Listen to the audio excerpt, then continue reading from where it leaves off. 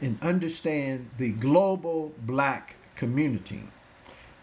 You look at it, you understand today many people enjoy civil rights, they enjoyed voting rights, and the things that they enjoyed would not exist had it not been for a global Pan-African movement where black people from all over the world came together and they pressed to get a universal declaration of human rights, where black people around the world came together and they brought out issues affecting the black community internationally. They talked about lynching in America.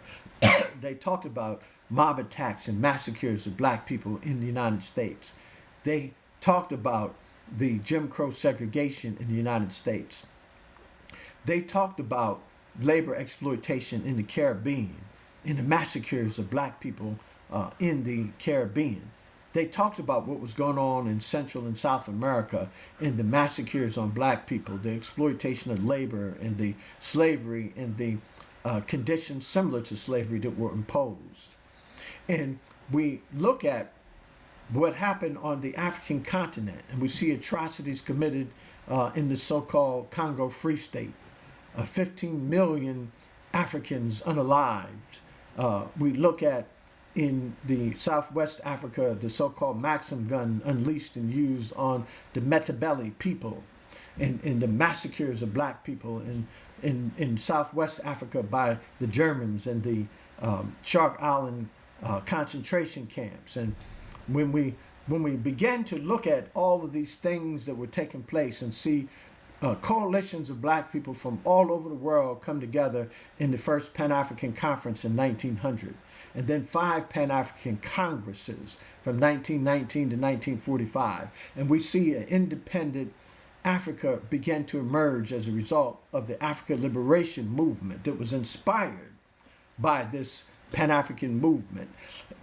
And we see then the United States having black people march and demonstrate and demand civil rights.